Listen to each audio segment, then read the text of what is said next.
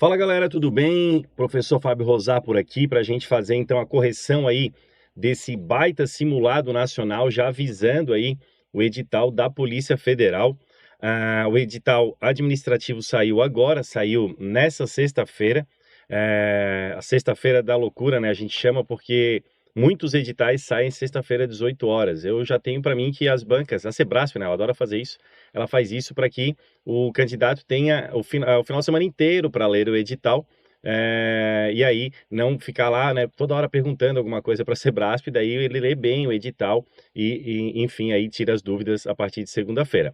Aliás, né, galera, a aula zero de vocês sempre será ler o edital, tá? E aqui a gente montou aí com um grupo de pessoas, montamos aí esse simulado e hoje eu vou comentar esse simulado com vocês. Para quem não me conhece, sou professor de informática para concursos públicos há 11 anos, já fui concurseiro, já estive onde vocês estão, estudei por 2 anos, nunca achei que concurso público fosse para mim. E aí, durante esses 2 anos, eu fiz 32 provas, 14 aprovações e 4 nomeações. E para aquele cara que achou que nunca concurso público era para ele, precisava tirar em primeiro lugar para poder se manter em Floripa, foi isso que aconteceu. Hoje eu sou servidor público federal na área de tecnologia da informação, aqui em Floripa, no Instituto Federal de Santa Catarina, tá? Motivado muito aí pela minha esposa, que é PRF também, já há muito tempo, eu a conheci já sendo PRF. Não, ela não, a gente não se conheceu numa blitz, mas foi meio que numa operação. Outro momento eu conto isso aí para vocês, tá? E eu deixo para vocês sempre, opa, aqui ó, deixo para vocês aí todas as minhas redes sociais, tá ali ó, @professor Fábio Rosar, e tem o meu site lá também, tá? Eu vou usar com vocês aqui o materialzinho de questões, esse material aqui então, que nós preparamos aí com as questões, vou fazer uma análise aqui, vou trazer para vocês alguns slides também de um material que eu tenho do meu curso, que é o curso 360 graus do básico ao avançado de informática, onde a minha ideia é nesse curso cobrir todos os itens de todos os editais que aparecem no Brasil, indo lá do básico até o avançado. Então, para quem nunca estudou, tem lá a matéria para vocês e para quem já está avançado também, tá? Então, a gente vai perceber lá dentro desse curso que vocês vão trabalhar aí na mesma aula, com recursos básicos, que às vezes quem está muito avançado esquece um pouquinho do básico, e em recursos avançados também para quem aí já tem esse básico, tá? Agora, lá, a gente tem nesse curso, depois ao final vou falar um pouquinho mais com vocês, vou deixar um cupom também, a gente tem lá nesse curso somente as teorias, tá? Somente a teoria. Eu estou montando ainda, vai sair esse curso, que é o curso avançado de questões Sebrasp, com as questões dos últimos anos da Sebrasp, e aí, com isso, eu monto aí o curso da PF, tá? Mas, por enquanto, eu estou organizando, eu quero fazer um negócio bem atualizado para deixar aí bem um material, né, um produto aí para vocês, um curso que vocês possam utilizar de forma, de forma muito completa, mas também indo na veia da banca, sem consumir muito tempo de vocês com aquilo que a gente percebe que a Sebrasp não cobra, não tem cobrado, tá? Então vamos lá, primeira questãozinha vai falar o seguinte: uma intranet, por utilizar tecnologias e padrões da internet, é inerentemente pública. Opa, já temos um erro aqui. Quando a gente trata de intranet, a gente está falando de acesso privado, e acessível a qualquer usuário da rede mundial de computadores. Então, eu já tenho deixado aqui também para vocês o gabarito sempre ali embaixo, aqui na correção, e algumas questões eu vou trazer para vocês aí uma explicação por escrito para que vocês tenham isso daí também, porque são itens que fogem da curva na parte de noções de informática, mas que aparecem no edital da PF. Então, deixei aqui para vocês. Eu vou disponibilizar esse material aqui aí para a Carol, e vou disponibilizar também os slides ali que eu vou utilizar com vocês, tá? Então, já vamos partir aqui pro slide aqui, onde a gente vai trabalhar com essa primeira questão. A parte de internet, intranet e extranet, ela é muito corriqueira nas provas, e a Sebrasp adora também aqui, é um ponto fora da curva aí onde a Sebrasp gosta de gosta de explorar, e ela já explorou de forma mais rasa, mas ela tem explorado aí de forma mais aprofundada agora. O que vai mudar, olha só, internet, intranet e extranet podem utilizar os mesmos recursos, podem utilizar os mesmos protocolos e as mesmas tecnologias. Por exemplo, lá no IFSC nós temos o webmail. Vocês também têm o webmail do Gmail. Lá no IFSC eu tenho uma wiki, só do pessoal da TI. Existe a Wikipedia aí na internet. Então, pode ser utilizado aí as mesmas tecnologias. A única coisa que diferencia é quem pode utilizar cada uma dessas plataformas, dessas tecnologias. Então, a internet é de acesso público, a extranet para clientes, parceiros e fornecedores e intranet para funcionários e colaboradores. Em regra, a intranet está ligada na internet. Eu posso ter essa ligação utilizando alguns programas, inclusive, né, um dos mais conhecidos aí, uma das tecnologias mais conhecidas é a VPN, tá? Que faz essa ligação, então, privada entre essas redes, que pode fazer, né? Tem outros recursos, mas a VPN também pode ser utilizada. Vou dar um exemplo aqui para ti, quando tu for fazer o toxicológico da PF. Tu vai pegar lá todos os exames e tu vai entrar no site de um laboratório médico para ver se eles fazem todos aqueles exames. Esse site pode ser acessado de forma pública. Aí tu ganha ali um protocolo, um canhotinho com protocolo, onde tu consegue visualizar nesse mesmo site o teu resultado. Olha lá, ó, aquilo é a extranet daquele laboratório. E alguém lá de dentro do laboratório precisa postar esse resultado. Aquilo lá, então, é a intranet. Perceberam que tudo pode acontecer dentro do site aí do laboratório, só que em ambientes distintos com credenciais distintas, tá? E a gente tem na Sebrasp eu gosto muito de fazer essa análise da Sebrasp, e a gente tem com a Sebrasp aqui um perfilzinho onde ela faz questões com conceitos invertidos. Ou seja, se eu colocasse aqui a palavra internet, ela inverteu o conceito de intranet. Essa questão estaria correta, tá? Mas como ela está aqui, está errada. Aí tendo agora já essa base aí que nós vimos ali no slide, com aquelas palavras-chave, a 62 fica muito mais fácil. A principal função de uma extranet, aí tu vai lembrar, extranet, parceiros, fornecedores e clientes.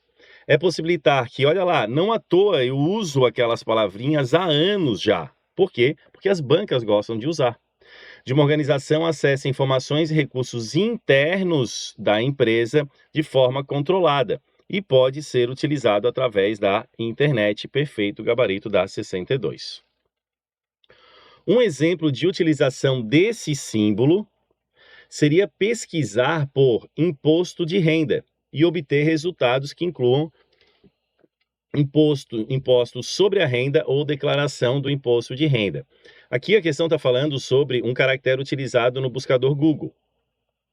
E aí, ele traz as aspas. Quando eu uso aspas duplas, eu estou fazendo aqui uma restrição na minha pesquisa. Eu estou dizendo, olha, eu quero fazer uma pesquisa por essa expressão composta, somente imposto de renda. Se eu não usasse as aspas, aí sim poderia aparecer isso daqui, tá? Poderia aparecer ali somente a palavra imposto ou somente a palavra renda em qualquer resultado. Mas como eu coloquei as aspas duplas, eu tenho que obrigatoriamente, o Google tem que obrigatoriamente retornar para mim resultados que tenham a expressão composta. Então, ó, essa daqui não é a mesma expressão, essa daqui não é a mesma expressão. Então, por isso que essa questão está errada. Durante uma investigação de cybercrimes, a Polícia Federal apreende o computador de um suspeito. Ao analisar os dados armazenados no navegador, a equipe de perícia encontra diversos arquivos de texto, vamos lá, vamos grifar aqui, ó, diversos arquivos de texto, contendo informações sobre os sites acessados, preferências de navegação e dados de autenticação, leia-se senhas. Show! Dentro do navegador, qual é aquele arquivo de texto que vai salvar as preferências do usuário? Para que no momento futuro, aquele site saiba quais são aquelas preferências. O nome desse recurso aqui é chamado de cookies, tá? E aí a gente tem que tomar cuidado, porque a Sebrasp, já há tempos atrás aí, traz algumas questões que estão erradas, obviamente, dizendo que os cookies são vírus. Não, cookies não são vírus, são arquivos de texto que são salvos dentro do meu navegador para que aquele site saiba qual é o meu perfil de navegação. Os arquivos de texto encontrados no computador do suspeito, contendo informações sobre os sites acessados e preferências, correspondem à definição de cookies, sendo armazenados pelos próprios sites da web no dispositivo do usuário. Perfeito. Não fica salvo lá no site. Fica salvo no teu computador, tá? Então o gabarito aqui está corretíssimo, certo? Questão 65. Agora a gente vai entrar na parte de computação em nuvem. E aí eu trago aqui mais um slidezinho aí do meu material para vocês. Lá tem um módulo só sobre computação em nuvem. Quando a gente trata com a computação convencional, que é a computação que a gente está acostumado no nosso dia a dia, a gente vai perceber que se eu quiser, por exemplo, usar o Microsoft Office, que é um software, eu preciso instalar esse Microsoft Office no sistema operacional. E esse sistema operacional precisa estar instalado em um hardware, num computador. Então eu tenho essa tríade aí do funcionamento computacional. Eu tenho o hardware, o sistema operacional e o software. A ideia da computação em nuvem é justamente levar tudo aquilo que é do mundo físico para o mundo lógico, para o mundo abstrato da nuvem. E aqui eu tenho alguns serviços que eu posso contratar em empresas que me provêm esse serviço aí de computação em nuvem. Por exemplo, uma das mais conhecidas, a Amazon. Então eu posso entrar lá em contato com a Amazon e dizer para ela o seguinte: olha, eu quero aí acesso na nuvem, nos serviços de vocês, a 10 computadores com processador X e memória Y. O que a Amazon está oferecendo para mim ali num contrato? Ela está oferecendo o hardware. Então, isso na nuvem é chamado de infraestrutura as a service, ou infraestrutura como serviço. Então, a infra como serviço é tudo aquilo que está no nível mais baixo, tudo aquilo que remete-se à ideia de hardware, ou então de serviços aí que não tem ainda nada de contato com a parte de software, tá? E aí, existe também uma palavrinha que eu vou deixar aqui para vocês, ó, pay-per-use, que é muito utilizado em provas também. Eu vou pagar por aquilo que eu utilizar. Hoje eu tenho 10 computadores, amanhã eu tenho 5. Eu vou pagar por aqueles 5, certo? O IaaS e o SaaS são fatias aqui de serviços da nuvem que a gente tem um rol aí mais exemplificativo. Ele é muito extenso.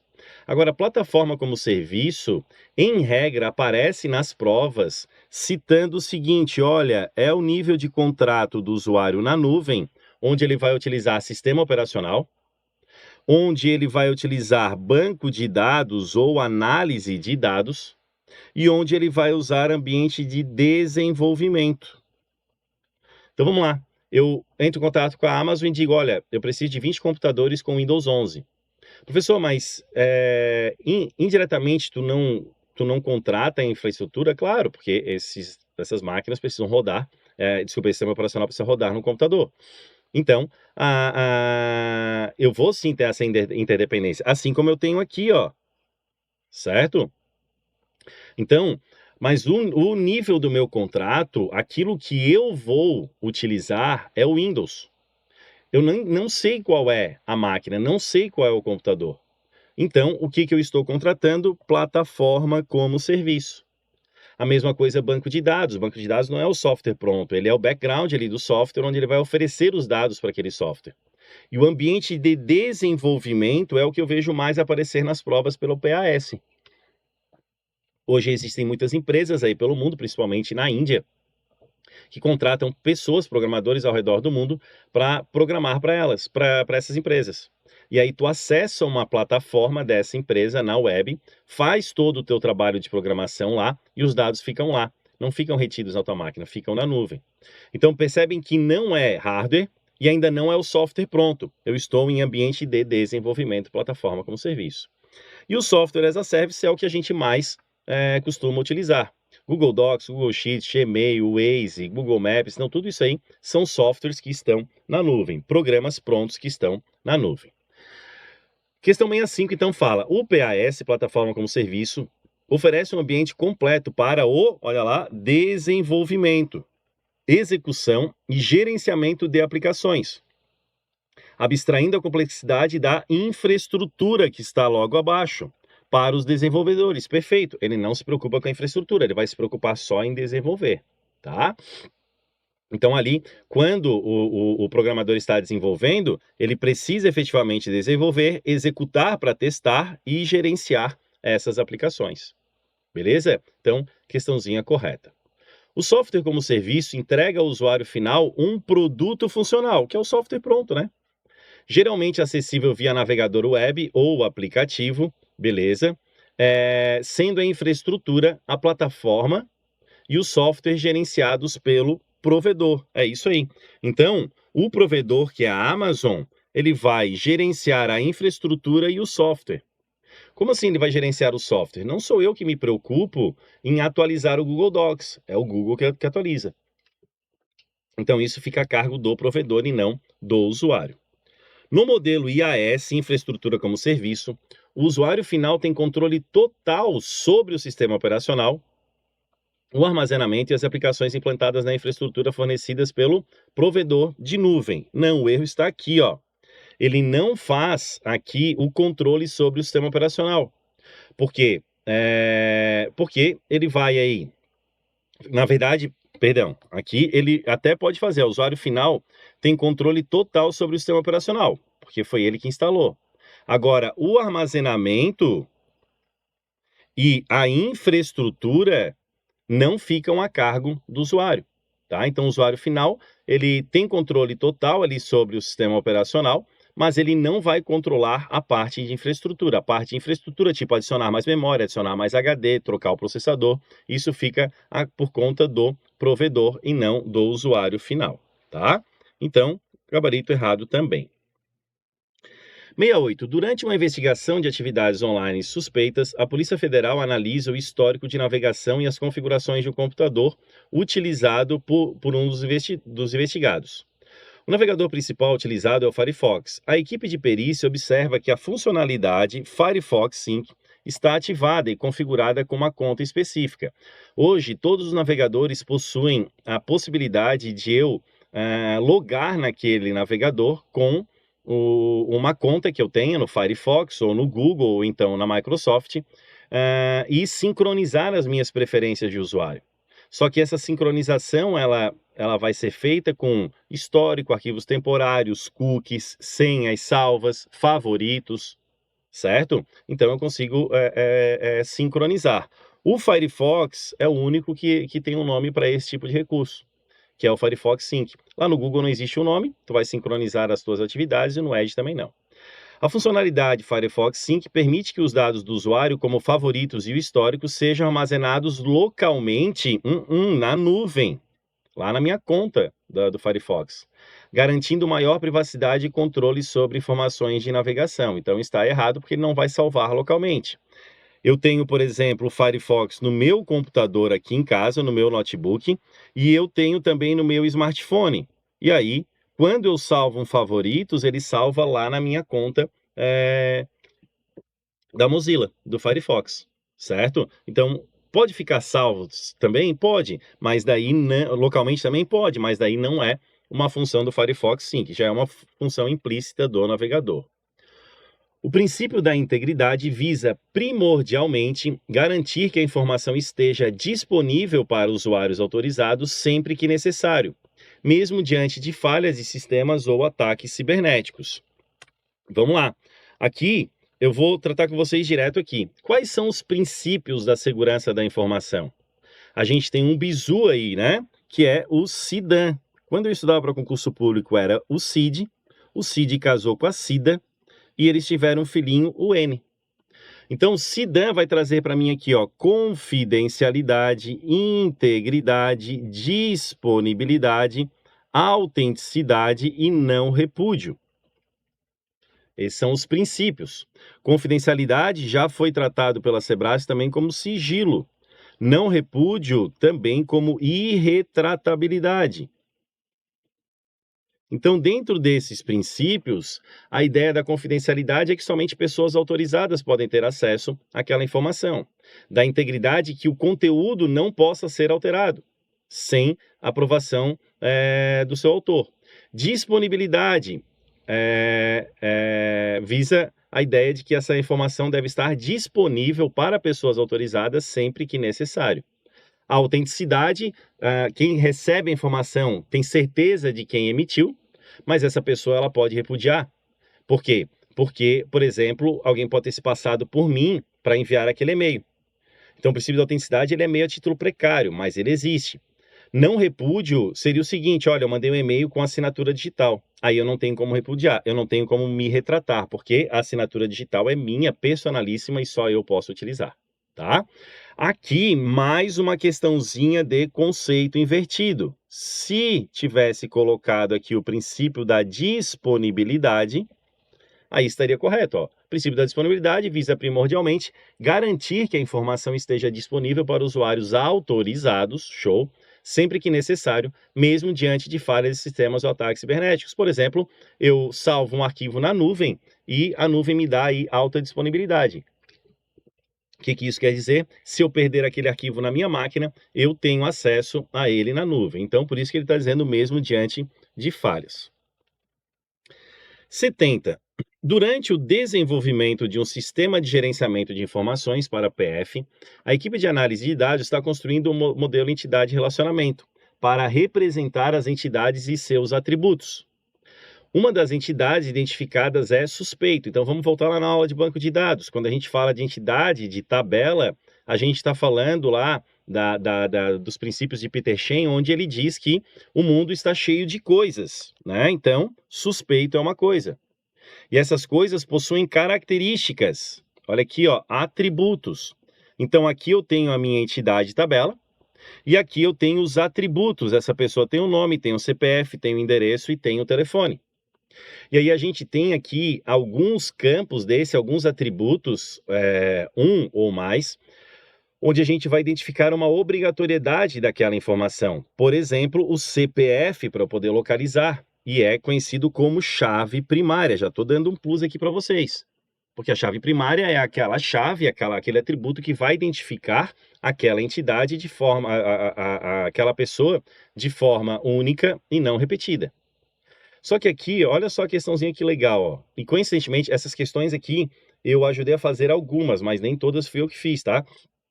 O mestre Odin aí, nosso colega aí que fez aí o simulado e eu só dei um tapa em algumas coisas ali, mas ele trouxe a questão, a 70, eu achei muito bacana porque coincidiu com um exemplo que eu uso em aula.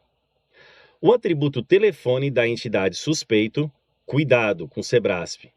Tu vai fazer uma primeira análise. Telefone é atributo? É. Fechou, continua. Suspeito é entidade? É. Então continua. Porque para a Sebrasp inverter, falar assim, ó, a entidade telefone do atributo suspeito, já está errada essa questão.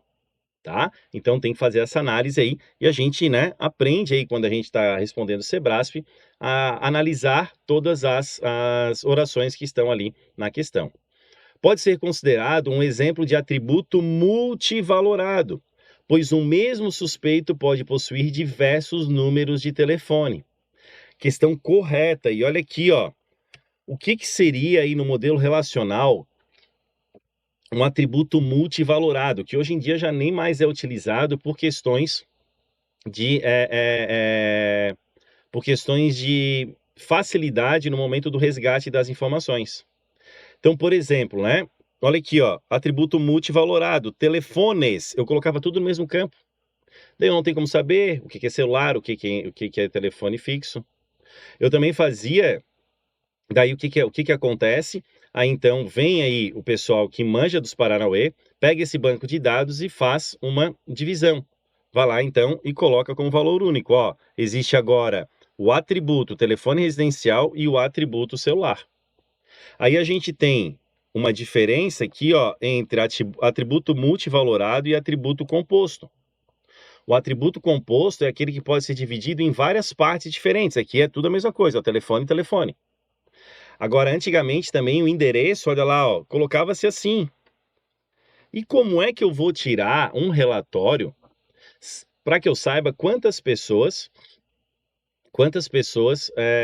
do meu banco de dados moram no centro de Florianópolis? Não tem como eu saber assim. Agora eu tenho, quando esse atributo ele é decomposto. Olha lá, ó, eu tenho ali agora o atributo bairro e o atributo cidade. Aí eu consigo emitir um relatório perfeitamente de Centro e Florianópolis. E vocês ainda vão ver que hoje em dia, quando tu entra no site e faz um cadastro, não digita o nome da cidade e nem o nome do teu estado. Ele já está lá numa caixinha suspensa. Para quê? Justo para que o relatório seja o mais fidedigno possível. Porque senão tem gente que pode digitar Floripa, tem gente que pode digitar Florianópolis, tem gente que pode digitar FLN, tá? São Paulo com tio, São Paulo sem tio, Sampa, sei lá, né? A galera pode preencher dessa forma. Sim, eu sou aqui de Floripa, da Ilha da Magia, mas não moro na praia e não vou à praia todo dia. Isso aí é balela, tá, galera? A gente não faz isso aí sempre. E eu moro no centro, próximo das praias, mas a gente não vai pra praia todo dia, né? Pra ter noção, hoje, inclusive, eu vou almoçar numa praia, mas nem em Floripa, tá? É aqui próximo de Balneário Camboriú. Então a gente às vezes dá uma saída também daqui. 71. Durante o desenvolvimento de um sistema de gerenciamento de informações para a Polícia Federal, a equipe de análise de dados está construindo o modelo entidade-relacionamento para representar as entidades e seus atributos. Uma das entidades identificadas é boletim de ocorrência. Show! Então eu tenho aqui alguma coisa, que é a ocorrência policial. Perfeito. Que possui como número registro, data da ocorrência, local da ocorrência, descrição da ocorrência e boletim de ocorrência anexado. Legal. O atributo data da ocorrência, olha ali, ó, de novo, data da ocorrência é um atributo? Ocorrência policial é uma entidade? É um exemplo de atributo opcional, visto que algumas ocorrências podem ser registradas sem que a data exata seja conhecida. Errado, né, galera? Quando eu vou fazer ali, por exemplo, vou abrir um boletim de ocorrência, automaticamente o sistema já coloca aquela data e aquela hora, tá? Então, ele já coloca aquela data e aquela hora. E é obrigatório, né? Para que eu saiba aí quando que aquele boletim foi feito, tá? Então, 71, errado, porque a gente tem campos que são opcionais e a gente tem campos que são obrigatórios.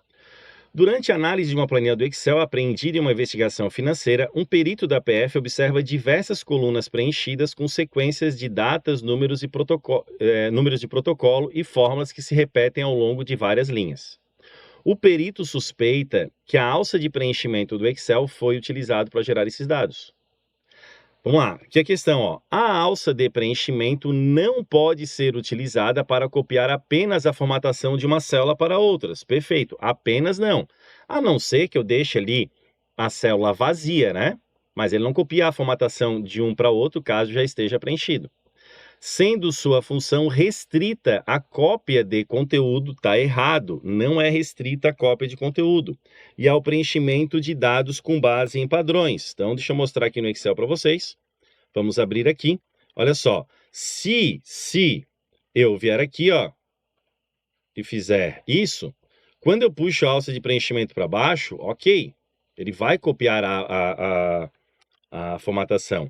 Agora, se eu tiver aqui, ó, concurso, Fábio, público, e eu puxar a alça de preenchimento, ó, ele não vai só a formatação, tá? Ah, professor, mas ele está fazendo só cópias. Ok, mas sempre que a gente trabalha com o tipo de dado que vai se referenciar a algo do tempo, por exemplo, data, hora, dia de semana, ele vai incrementar valores, assim como também intervalos. Por exemplo, se eu colocar assim, ó, 1 e 3, então eu tenho aqui um intervalo de 2 em 2.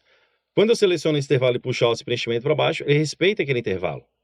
Ó, 10, 15. Quando eu seleciono esse intervalo e puxo a alça de preenchimento, ele respeita esse intervalo inicial. E quando a gente trata de algo temporal, por exemplo, ó, 12 horas, sábado, 27 de 03/2020. Olha aqui, ó. Ele sabe que existe uma ordem natural que é de 1 em 1. Tá vendo? Aí, quando tem algo temporal, eu não preciso colocar a sequência. Ele sabe que tem que incrementar ali de 1 em 1. Então, a sua função não é restrita à cópia, a não ser que eu não coloque a sequência inicial de número, por exemplo, né? Olha só, esse aqui é o tipo de questão, galera, e vocês vão ver muito eu falar sobre isso lá dentro do curso. É o tipo de questão que não tem mais como vocês errarem. É impossível vocês errarem isso aqui. Porque se tu tá te preparando para um edital como o da PF, tu sempre tem que estar muito acima daquele cara que só utiliza o computador. E aquele cara que só utiliza o computador, ele vai matar essa questão. E aí olha o problema que tu tem. Esse cara mata essa questão, tu erra essa questão, aí tu acerta uma questão muito mais complexa do que essa, porque tu sabe, porque tu estudou pra caramba, e ele erra aquela. Então não adiantou de nada tu ter estudado muito a parte complexa, tá? Tô dizendo nesse caso. Então você tem que tomar muito cuidado, porque às vezes vocês estão num nível tão alto de estudos que o básico fica para trás. Por isso que é legal a gente fazer sempre aí uma revisãozinha, né? O atalho de teclado Ctrl+C, copiar, possui a mesma funcionalidade da opção copiar, presente no grupo área de transferência, beleza, área de transferência do Microsoft Word, permitindo armazenar uma cópia do item selecionado na área de transferência. É isso aí. Então, a área de transferência é um grupo que fica lá na minha guia página inicial. E sim, né? A ideia do Ctrl+C é copiar. Uma constante em uma fórmula do LibreOffice Calc é um valor que pode ser alterado dinamicamente com base em outras células da planilha. Então, vamos abrir aqui o LibreOffice. Eu poderia fazer até no Excel, porque vale para o Excel também essa questão, tá? Isso é legal de vocês também ficarem sempre atentos, né? Quando a gente tem um edital aí que comporta Libre e Microsoft Office, a gente precisa saber sobre um e sobre o outro, tá? O que seria uma constante? Seria um número, por exemplo. E o que seria uma variável? Uma variável, ó, eu tenho aqui duas constantes, 10 e 20. A variável é quando eu faço isso aqui, ó. O A1 é uma variável, só que o 50 aqui, ó, nessa função não é uma variável, é uma constante. Então, isso daqui pode variar, a depender do que eu coloco lá, mas isso daqui nunca vai variar, sempre será 50. Tá? Então eu tenho o número absoluto ali como uma constante e a referência como uma variável. Então, dinamicamente, não posso casar com a ideia de constante, tá? O próprio nome está dizendo, né? Vai ser constante. Ao abrir o assistente de funções, o usuário tem acesso a uma lista completa de todas as funções disponíveis no LibreOffice Calc. Perfeito. Organizadas por categorias para facilitar a busca. Ok, isso também tem no Excel, tá? E o botãozinho é o mesmo aqui, ó, assistente de funções. Então, clico nesse botãozinho e ele está aqui, ó, funções, e pode ser organizado por categoria. Por exemplo, eu quero ver como é que funciona a função soma-se, soma-C, né? Olha lá, ó, soma-C, está aqui, tá? E ele vai, então, me ajudar aqui a montar a fórmula. A ideia, então, do assistente de funções é justamente me ajudar aí a montar a minha fórmula. Então, o gabarito da 75 está correto. A caixa de nome permite ao usuário inserir diretamente uma referência de célula ou um nome definido para selecionar rapidamente essa célula ou intervalo na planilha. Então, olha lá, ó. Eu quero, por exemplo, aqui fazer o seguinte, tá? Vou fazer aqui no Calc mesmo. Eu vou botar aqui, ó, crédito, débito e saldo. Beleza. Vou botar aqui crédito 1.500, débito 800 e o saldo, que seria crédito menos débito. Beleza. Aí, esse valor aqui, saldo, eu vou usar ele em diversos locais da minha planilha. Vamos pensar numa planilha gigantesca, né? E eu não vou lembrar que ele está aqui em B3. Então, o que eu posso fazer? Eu posso ir lá em cima, na caixa de nomes, onde está o nome da célula, e dar um nome para essa célula, saldo. Show! Agora, em qualquer lugar da planilha, quando eu quiser usar aquele valor, eu uso o nome dele, ó, igual a saldo. Ele trouxe ali 700, certo?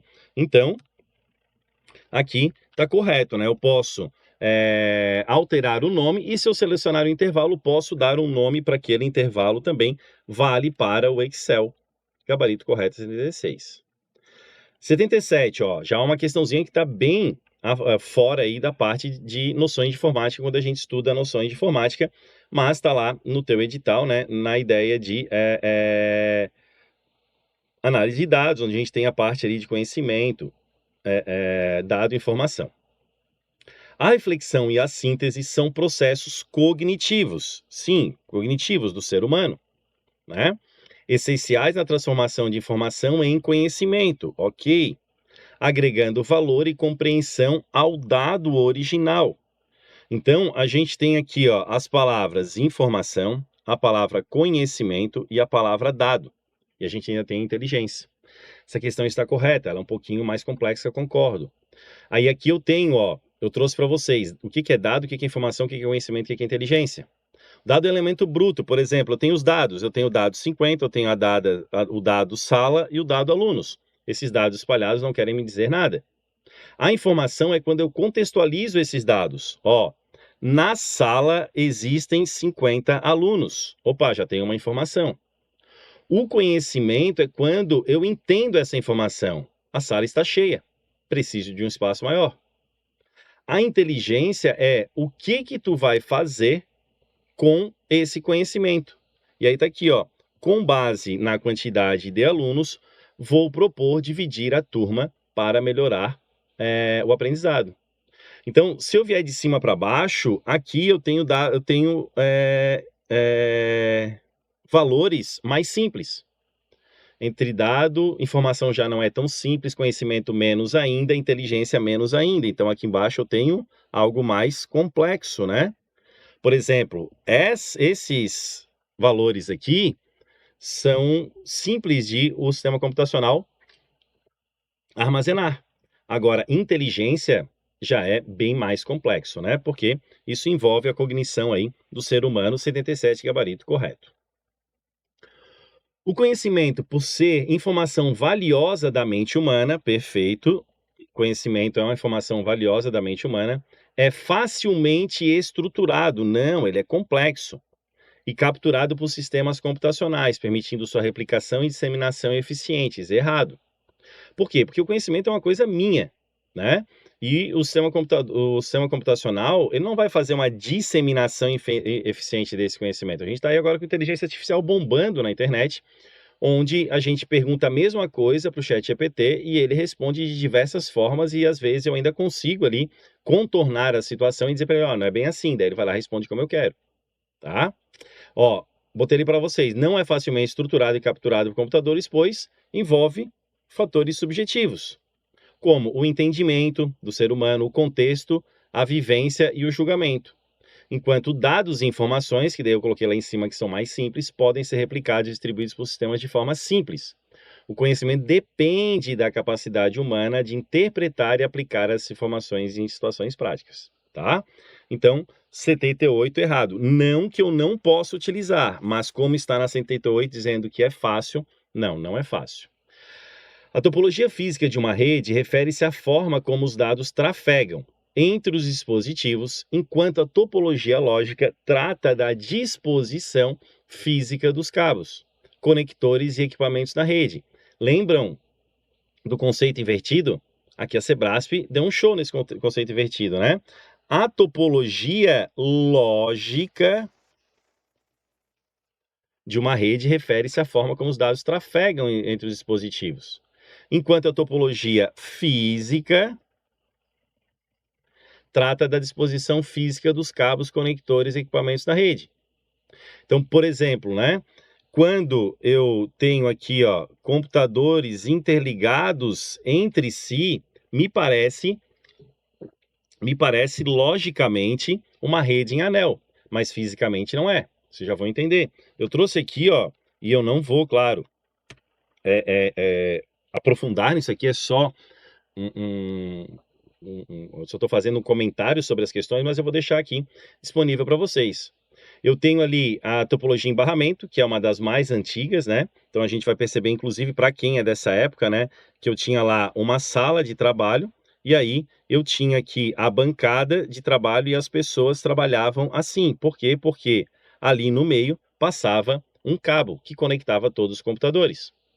Então é como se eu tivesse um filtro de linha que conecta geladeira, ferro de passar, micro-ondas, tudo no mesmo ponto ali. Então o barramento era assim. Isso me trazia alguns problemas. Aí depois evoluiu para anel. E aí a topologia em anel, ela vai fazer com que cada computador esteja ligado um ao outro até que o último esteja ligado ao primeiro. Então o A está ligado com o B ligado com o C ligado com o D e assim por diante. Qual era o problema que eu tinha aqui? O problema que eu tinha aqui é, caso um cabo rompa, pode comprometer a rede. Inclusive pode até deixar a rede inoperante. Porque a gente tem aqui um sinalzinho que vai no início da informação que é chamado de token ring. Tu não precisa saber o que é isso, só para tu tentar, só para tu te elucidar essa ideia de como que a rede ficaria inoperante. Vamos imaginar que o computador A quer enviar informação para o computador E. E esse token ring, ele foi configurado com o bit 1 para sentido horário e o bit 0 para sentido anti-horário. E aqui o A vai enviar para o E com o token ring 1, ou seja, ele vai no sentido horário. A informação do A passa para o B, do B passa para o C, do C passa para o D, do D passa para o E. Fechou. Agora, se o cabo aqui for rompido, essa rede ela está comprometida. E para o A, então, ele não tem mais contato com os outros. Ele só tem contato com F. Tá? Ele só pode receber, ele não consegue enviar. Aí eu tenho a topologia em malha, daí todos conectados com todos, só que daí eu tenho alto custo. Árvore ou hierarquia, aí eu tenho barramento e estrela, tudo junto, tá? E vocês vão perceber que fisicamente é topologia em árvore ou hierárquica, mas logicamente parece estrela, ó. Esse conecta com esse, que conecta com esse, que conecta com aquele, e ó, pode voltar, tá? Então, lógica é o sentido dos dados, como que os dados fluem. Física é como que os computadores estão interconectados entre si. E aqui a topologia que é utilizada hoje em dia, que é a topologia em estrela, onde eu tenho ali no meio um equipamento que vai interligar todos os computadores. Ó, o princípio da segurança da informação está aí, depois eu volto nele aqui então, tá? Então aqui a 79 está errada, por quê? Porque ele está dizendo que topologia lógica é disposição física. Não, disposição física é topologia física, então 79 errado. 80. No contexto da segurança da informação, a autenticidade refere-se à garantia de que os dados transmitidos não foram alterados durante o percurso, assegurando que a informação recebida seja a mesma que foi enviada originalmente. E aí, quem que tu vai colocar aqui no lugar de autenticidade? Está errado. Aqui tu vai colocar integridade. Integridade. Aí fechou, tá? E aí tá lá, então, os princípios eu vou deixar disponível para vocês, a gente já conversou sobre isso, tá? É como se, olha só, transmissor e receptor da mensagem. A ideia da segurança da informação é fazer o seguinte: João quer enviar uma mensagem para Maria. Show! E aí, se o João designou só para Maria e só Maria receber, princípio da confidencialidade foi garantido.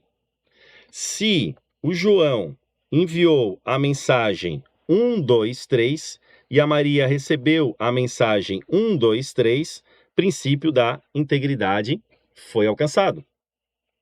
Se a Maria tiver um backup aqui, uma cópia de segurança, para poder resgatar essa mensagem quando ela perder a original, o princípio da disponibilidade foi garantido. A Maria tem certeza que foi o João. E o João assinou digitalmente. Então, olha só, garantiu todos os princípios nesse exemplo que eu trouxe para vocês, tá? Então, 80 está errado de novo aí. Colocaram uma expressão errada ali. Mais uma questãozinha que é fora da curva aí, ó. A técnica de clustering, de agrupamento em data mining, que lá no teu edital está como mineração de dados, é utilizada para classificar dados em categorias pré-definidas, facilitando a análise de grande volume de dados. Não. Essa técnica é chamada de classificação, tá? Então, porque ele está dizendo aqui, ó, vai classificar os dados. Quando eu falo de clustering, de agrupamento, eu trouxe para vocês aqui alguns exemplos, ó. O principal objetivo do cluster é descobrir automaticamente grupos de dados semelhantes. Olha ali, ó, os pontos azuis, vermelhos e verdes foram agrupados com base em características comuns que o sistema detectou, sem sem que esses grupos tivessem sido definidos previamente. Então ele percebeu o seguinte, que esses carinhas aqui, ó, eles tinham uma chave primária lá no banco de dados, que era o CPF. Então, quer dizer que são pessoas. Esse daqui, código de barras. Então, ele sabia que são produtos, tá? E esse daqui, ele percebeu que tem matrícula. Então, quer dizer que são alunos. Então, ele faz aqui um agrupamento para poder trazer uma informação aí por grupos, né? O conceito da questão é sobre classificação. É quando eu classifico, ó, pessoas, produtos e alunos. E aí eu vou colocando aqui nessas categorias dados diversificados, tá? Então, por isso aquela questãozinha lá de data mining está errada. Big Data é um conceito relacionado ao armazenamento e análise de grandes volumes de dados. Perfeito. Estruturados e não estruturados. Então, estruturados, né? Quando esses dados ali, eles têm uma organização. Por exemplo, eu tenho lá no meu banco de dados uma tabela vendas, que está associada a uma tabela pessoas, que são meus clientes, e associada a uma tabela produto, e associada a uma tabela vendedor. Então, eu tenho ali uma estrutura dessa tabela. Agora, redes sociais são dados não estruturados, mas mesmo assim eu consigo tirar ali alguns dados usando tecnologia de Big Data. Por exemplo, quantas pessoas estão falando fulano na rede social? Cuja principal característica é a dificuldade do seu processamento eficiente por bancos de dados. Realmente, um banco de dados normal, simples, ele não tem aí capacidade de processar um grande volume de dados. E aí tecnologias de Big Data consegue. Seus pilares, olha aqui, ó, isso aqui é algo que aparece bastante nas provas sobre Big Data. O volume dos dados, que seria em quantidade, bytes, terabytes, gigabytes, a velocidade em que esses dados são resgatados, a variedade de dados, então eu tenho lá pessoas, tenho produtos, tenho vendedor, a veracidade, Big Data também mantém a veracidade, por exemplo, aquele CPF deve de estar atrelado àquela pessoa que é dona do seu CPF, e valor, né? Será que vale a pena eu manter esses dados aqui no meu banco de dados? Então, qual é o valor dele para a instituição, ok? E aí a gente só tem que tomar cuidado que Big Data, ele vai... É um serviço, né? É uma tecnologia, é um conceito onde a gente olha, Big, muitos, né? Onde a gente olha sobre a ideia de grandes volumes de dados. Na real, Big Data, ele vai vai utilizar mais pela qualidade de dados do que pela quantidade. Tá? Então, aqui é mais pela qualidade do que pela quantidade. Então, também não adianta eu ter muitos dados se todos eles estão embaralhados, estão de forma complexa ali, espalhados no meu banco de dados. Então, é melhor que tenha qualidade. Outra questãozinha aqui, aí sobre análise de dados, né? Essa é uma questão que ficou aí, eu brinquei com o Yoda ali, né? Ficou na borda aí de estar e não estar no edital, mas aqui a gente entra com a ideia de banco de dados e análise de dados. Data Analytics está associada à camada quantitativa. Aí sim, vou analisar os dados, visto que os dados são o principal insumo no processo da tomada de decisão, principalmente no âmbito empresarial. Sim, aí a tomada de decisão vai ser mais valiosa, nesse caso aqui, pela quantidade de dados, tá? Visto que os dados são o principal insumo na tomada de decisão. Show? Então, Data Analytics está mais para a ideia de quantitativo. 84. Spyware é um golpe em que criminosos se passam por organizações confiáveis para obter informações sensíveis, como senhas e dados bancários por meio de e-mails ou sites falsos. Como é o nome desse ataque? Phishing Scam. Então, o Phishing Scam assim, ó, que é de esquema e não de escanear, ele tem a ideia de capturar dados pessoais, utilizando engenharia social. Tá? Então, aqui está um conceito sobre phishing. O spyware é um software malicioso que vai espionar aí o que o usuário está fazendo.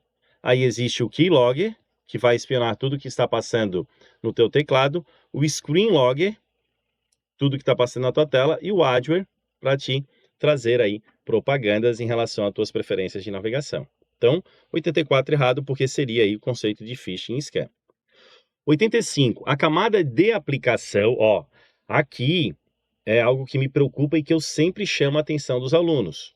Galera, se no edital vem ali camada de protocolos OSI, camada de protocolos TCP/IP, a gente tem que saber isso daí, tá? Por quê? Porque essa é a questão que vai fazer a diferença na tua aprovação. Lembra daquela ideia lá em cima do Ctrl+C, que o ratão de informática vai acertar? Então, aquela tu tens que acertar também, aquela tens obrigação. Essa tu vai acertar e o cara não vai nem fazer ideia do que ele está lendo. Então, quando a gente fala de modelos aqui, de famílias de protocolos, a gente tem dois. A gente tem o modelo OSI-ISO e o modelo TCP/IP. E o modelo TCP/IP ainda tem dois tipos, né? De 4 camadas e de 5 camadas. Essas camadas a gente tem que lembrar e outra parada que eu até falei numa mentoria essa semana para a turma de alunos ali, olha, a gente tem que estudar informática olhando para a ideia de como colocar o X no lugar certo, gabaritar. Não fica aí pirando na ideia, onde é que eu vou usar isso aqui dentro da Polícia Federal? Talvez nunca, mas no domingão da tua prova tu precisa saber disso daqui. Então, o cliente, que é o usuário, você, que está aí agora sentado na frente do seu computador, você está usando uma aplicação, um aplicativo. Então, a camada aplicação fica mais perto do usuário. E a camada física fica mais próxima do computador.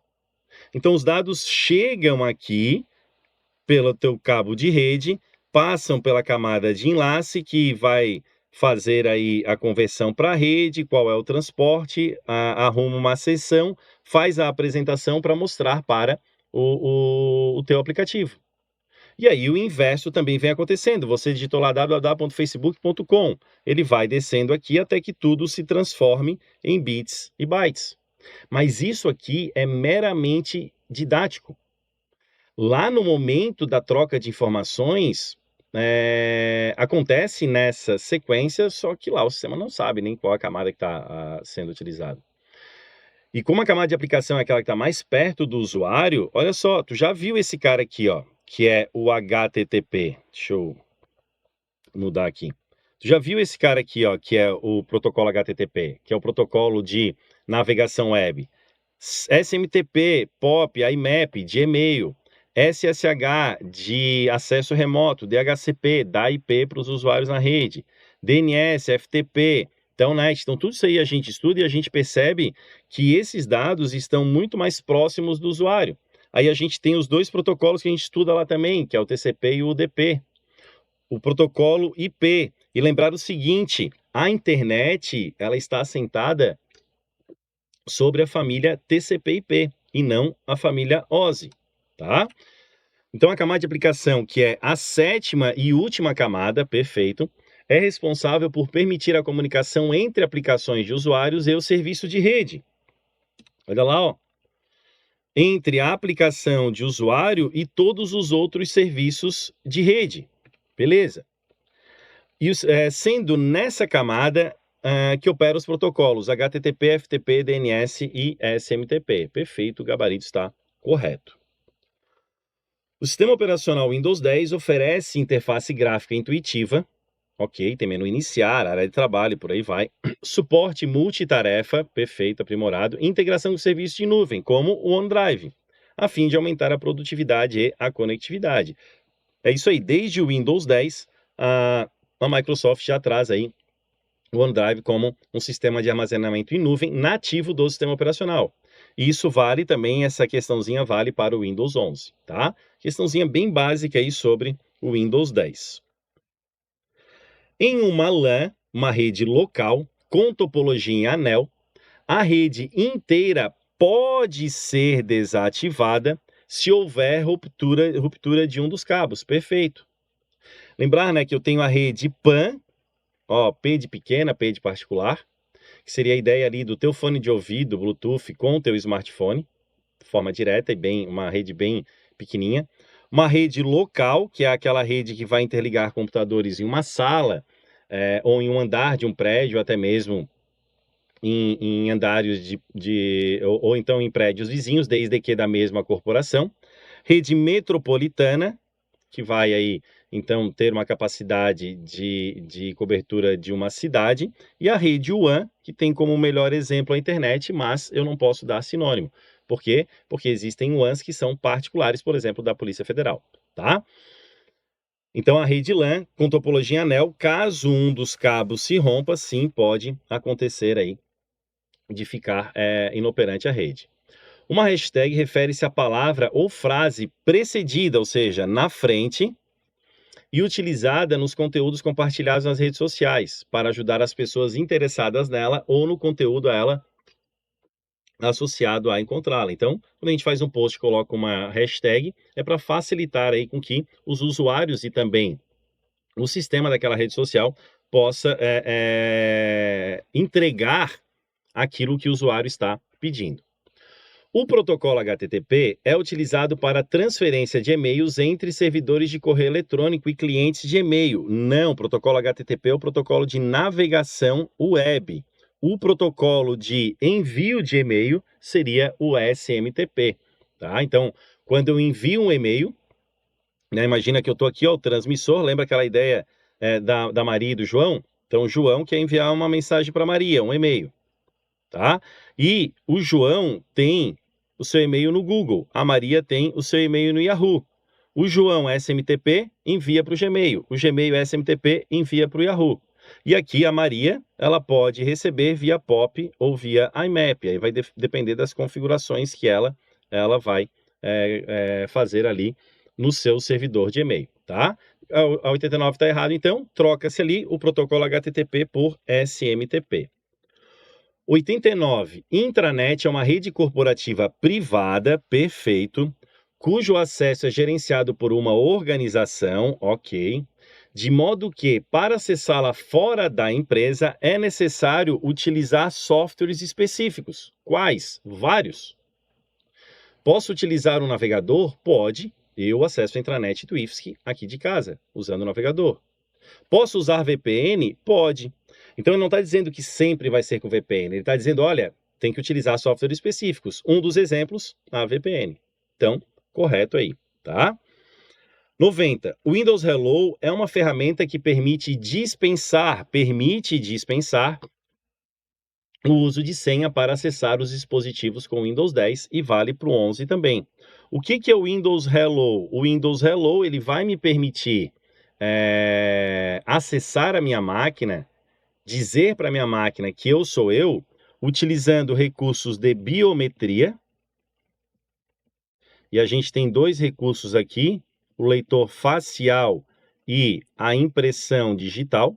Claro, para isso eu preciso ter hardware específico e também com um PIN, que seria uma sequência de 4 números, tá? E aí ele permite aí dispensar o uso da senha. Eu posso, por exemplo, colocar somente facial se eu quiser, e aí ele vai liberar. Então, correto. Nem sempre vai dispensar, mas permite dispensar. A navegação anônima é um recurso dos navegadores que impede que os provedores de internet e os próprios sites rastreiem a atividade do usuário. Já está errado, galera. Durante a navegação. Além disso, nesse modo, o navegador não salva histórico, cookies, dados de formulários, arquivos temporários e nem senha. Ok, essa parte aqui, perfeito. Tá? Isso aqui tu pode dar como tu pode dar aí como um sinônimo aí, né? Como, desculpa, um conceito para navegação anônima. Mas a gente tem que tomar cuidado, porque quando a gente trata com navegação anônima ou navegação privada, né? Ele vai me dar privacidade somente lá na minha máquina. Então, eu tenho aqui a ideia de que a navegação privada, seja no Google Chrome como navegação anônima ou no Firefox como navegação privativa, não vai me dar anonimato na internet. Muito cuidado, porque isso cai direto nas provas, inclusive e principalmente na Sebrasp. Por que não me dá privacidade na internet? Porque faz parte do meu navegador, para que o meu navegador não deixe salvo no meu computador itens que são salvos pelo meu navegador de forma automática no meu computador. Então, histórico, arquivos temporários, cookies, senhas. Quando eu fecho essa janela de navegação privada, tudo que foi salvo de forma automática também é apagado de forma automática. Pega esse bizu, é de forma automática. Por exemplo, favoritos. Sou eu que coloco os favoritos manual. Isso não é apagado. O downloads. A lista de downloads é limpa, mas o arquivo de download continua no meu computador. Agora, por força de lei, o meu provedor de serviço, ele precisa fazer um relatório de tudo que eu acesso. Lá, os equipamentos do data center da instituição onde eu trabalho também fazem esse relatório. Os sites que eu acesso na internet sabem que fui eu que pedi aquilo ali. E um terceiro pode interceptar a troca de informações. Então, a ideia daqui da navegação privada é sem deixar vestígios no navegador, tá? Não tem nada a ver com privacidade na internet. 92, mais uma questãozinha aí bem puxada. As propriedades ACID garantem que as transações realizadas em um banco de dados tradicional ocorram de forma segura e íntegra. Nesse contexto, a propriedade da durabilidade assegura que, uma vez realizada e confirmada uma transação, seus efeitos permanecerão registrados mesmo após falhas do sistema. Claro, aquela transação já foi liquidada, né? Já a propriedade do isolamento garante que as transações concorrentes não afetem umas às outras, mesmo que sejam executadas simultaneamente. Perfeito, eu trouxe para vocês aqui, ó. Só vou ler com vocês os exemplos, tá? Atomicidade, ó. Exemplo, ao transferir dinheiro entre contas, ou o valor sai de uma e entra em outra, ou nada acontece. Não pode sair de uma e não entrar na outra. Isso é atomicidade. Seria o princípio da ideia de início, meio e fim, né? Então tem que acontecer. Consistência. Exemplo, se uma regra diz que o saldo não pode ser negativo, a transação deve respeitar isso, então não deve passar daquele valor que tem na conta. Isolamento, duas pessoas comprando o último ingresso ao mesmo tempo, não podem gerar erro, somente uma deve conseguir. E a durabilidade, exemplo, você finalizou uma compra online e mesmo que o site caia logo depois, o pedido continua registrado lá no banco de dados. Show? Então, ali um exemplo sobre esses princípios aí de banco de dados. A fase de operação e manutenção, ó, tá lá no último edital dos sistemas de informação, então ele está falando da fase de operação e manutenção, contempla o suporte ao usuário. E os meninos da TI, né? Beleza. Bem como a realização de ajustes e modificações no sistema. Sim, o sistema ele está ali, né, eternamente sendo ajustado. Nessa fase, a manutenção pode ocorrer de três formas. Pode corrigir defeitos do momento em que ela foi desenvolvida, adaptação a mudanças no ambiente, então ali o fluxo mudou, aí tem que mudar alguma coisa no sistema, ou adição de novas funcionalidades. É geralmente isso que as atualizações fazem, né? Sendo esta última responsável pela maior parte dos custos de manutenção. Porque adiciono novas funcionalidades, volta. Correção de defeitos, adaptação à mudança. Novas funcionalidades, correção de defeito e vira esse ciclo aí, tá? 93, tá? Corretíssimo aí sobre esse item de sistema de informação. No Excel, cada planilha pode conter no máximo 1.048.576 linhas, independentemente da versão utilizada a partir do Excel 2007. Sim, a gente tinha em torno de 65 mil linhas para os arquivos que tinham a extensão .xls. E ainda hoje, se eu salvar um arquivo com a extensão .xls, ele só vai me permitir o uso de 65.546 linhas, se eu não me engano. Tá? De cabeça eu não lembro. Agora, a partir do Windows 7, a extensão mudou para XLSX. E uma das vantagens do XLSX é justamente me dar a possibilidade de um número maior de linhas. E aí a gente fica pensando, né? Mas por que tantas linhas? Não te interessa, vai cair na tua prova. Na real, na prática, tu imagina que muitos gestores de instituições hoje utilizam o Excel para fazer toda a gestão ali contábil do seu negócio. E aí, imagina que eu tenho ali 65 mil linhas, eu poderia ver apenas 65 mil transações. Imagina para vocês aí uma multinacional, né? Tem muito mais registros do que apenas 65 mil. 95. A inteligência artificial constitui-se na interconexão digital de objetos físicos cotidianos entre si e com o usuário por meio de sensores ou softwares capazes de transmitir dados pela internet.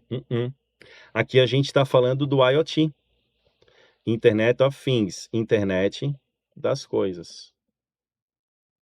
Tá? Aqui a gente está falando da internet das coisas. Então, até aqui ó, o gabarito está como correto, mas não, tá? Tá errado, ok? Aqui tem que trocar para errado, perdão aí. Eu que errei aqui, deve estar no gabarito de vocês já o errado. Se não tiver, já toca recurso aí que a gente vai dar de certeza, tá? E 96 e última, no Writer, a opção localizar e substituir, disponível no menu editar. Putz, daí tu precisa saber. Isso que é punk, assim, ó. Quando a gente tem no mesmo edital o LibreOffice e o Microsoft Office, eu fico meio preocupado. Por quê? Porque vocês acabam meio que desesperando aí quando vocês começam a estudar o LibreOffice. E aí tu deixa aquilo que é o mais importante, que é o Microsoft Office, e foca naquilo que tu não sabe, que é o LibreOffice. E aí tu causa uma confusão, tá? Se tu já tens o Microsoft Office bem concreto e bem sedimentado na tua vida de concurseiro, tá tudo bem. Tu estudar o LibreOffice de forma mais aprofundada, mas é melhor tu fazer uma base lá no Microsoft Office. Ó, será que tá no menu editar? Sim, tá no menu editar. Localizar e substituir está no menu editar. Beleza. É disponível no menu editar, permite localizar trechos específicos de trecho dentro de documento, ok, e se desejado, substituí-lo por outro conteúdo de forma automática. E eu ainda posso fazer uma substituição para todos, tá? De uma vez só, para tudo. Show, galera? Tá aí as minhas redes sociais, tá aí o QR Code onde tu vai cair lá dentro das minhas redes sociais no meu site. Tem o meu site aqui também. E para esse curso que eu falei para vocês, que é o curso 360 graus, do básico ao avançado, eu vou deixar um cupom aqui para vocês que assistiram até o fim aqui, para vocês usarem aí esse cupom nesse curso em específico. E eu vou dar uma validade aqui, ó. A gente tá, hoje é dia 27 de abril. Eu vou dar para vocês até o dia 15 de maio, tá? Até 15 de maio. E o cupom que vocês vão utilizar, eu vou usar assim, ó, Carol 15, tá? Carol 15. Aí vocês vão, ou melhor, vou dar um pouquinho mais. Carol 30, vou dobrar aqui para vocês, tá? Vou dar 30% de desconto para vocês aí. Deem uma lidinha direito lá. Tá lá no site, professorfabiorosar.com.br, é o primeiro curso que aparece lá na parte de cursos, 360 graus, do básico ao avançado. Então, ó, vou acessar lá, professorfabiorosar.com.br, aí tu vai ser direcionado lá pro meu site. Ó, aqui um pouquinho mais para baixo, tu já tens aqui, ó, informática do nível básico ao avançado, tá? Tem outros aqui, mas tá aqui o avançado, do básico ao avançado. E aqui dá uma lidinha direitinho, tudo que tem, tudo que contempla, né? E depois vocês vão perceber também que eu vou disponibilizar para vocês aí, em algum momento aqui na plataforma também, o curso de questões Sebrasp e também o curso da PF. Beleza, galera? Espero que vocês tenham gostado. Desejo para vocês aí muito sucesso nessa vida de vocês de concurso. Então, é importante também para nós, professores, né, que vocês nos sigam lá, interajam conosco, caso tenham dúvidas, estou à disposição. Valeu, galera! Bons estudos para vocês, até uma próxima. Tchau, tchau.